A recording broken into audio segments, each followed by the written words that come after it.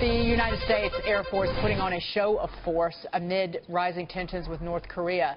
The Air Force releasing this image of fully armed aircraft at the Kadena Air Base in Japan. The move comes as the new satellite imagery suggests that the Hermit Kingdom is preparing for yet another nuclear test this weekend. Maria spoke with President Trump about our country's response to actions by North Korea's leader, Kim Jong-un. We are sending an armada. Very powerful. We have submarines, very powerful, far more powerful than the aircraft carrier, that I can tell you. And we have the best military people on earth. And I will say this, he is doing the wrong thing.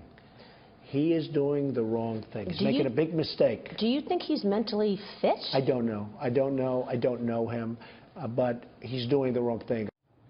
Joining us is former CIA analyst and senior fellow at the Center for Security Policy, Fred Fleitz. Fred, always great to see you. Good to be here. So much, Fred, has changed just in the last week with the strikes on the Syrian air base. We have just yesterday the shift toward China in terms of policy, in terms of working with China on North Korea, not labeling the country a currency manipulator.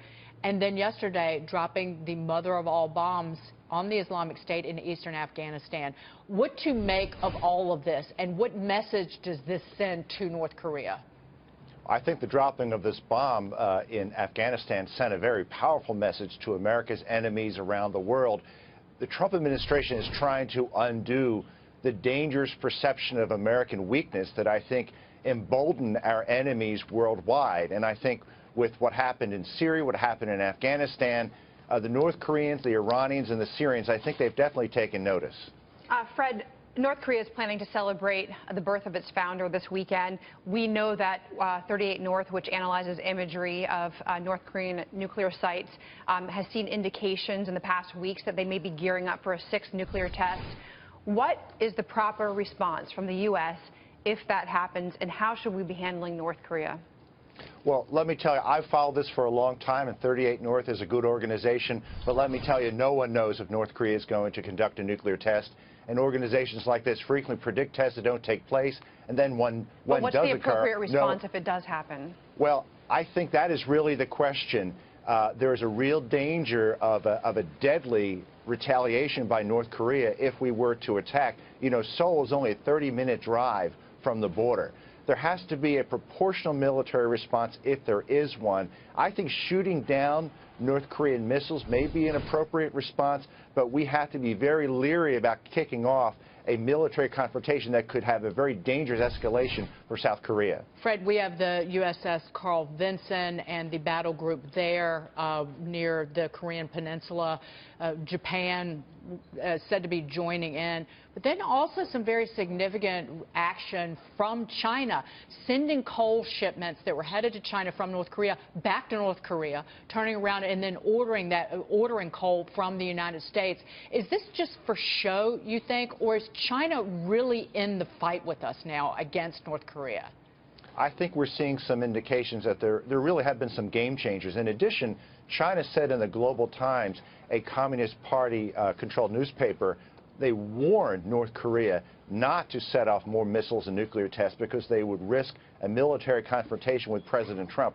This is just extraordinary. The Chinese do not want the situation to spin out of control. I think they see Trump as a man who backs up his words with action, and they are warning the North Koreans to stop their provocations. You know, I'm hearing there's two reactions to everything that's going on right now. On the one hand, people are loving the strength and that we're finally taking control. And then on the other side, people are saying, I'm scared, I'm uncomfortable, I don't know what's going to happen. There's got to be a better way to deal with this. How would you reassure those people who are so scared right now? Or what would you say to them?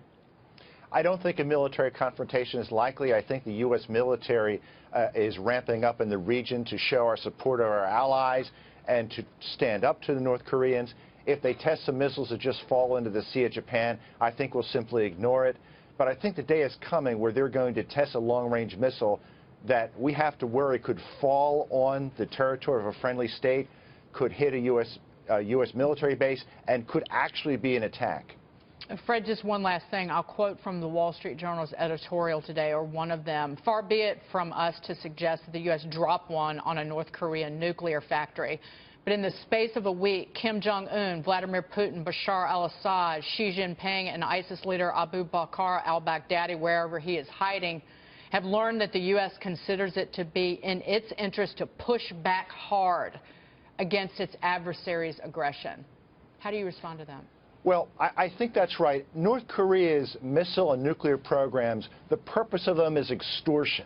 They think by testing and developing and threatening to use these weapons, they can be paid off by the United States, Japan, and South Korea. I think Trump is going to force them to recalculate this approach, especially with pressure from China. Fred, great to see you as always. Thank you so much. Good to see you. Happy Easter. You as well.